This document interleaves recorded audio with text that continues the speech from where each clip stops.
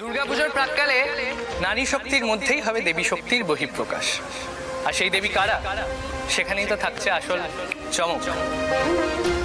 এই দেবী সিরিয়াল বা সিনেমার কোনো অভিনেত্রী নয় গ্ল্যামার ওয়ার্ল্ডের কোনো মডেল।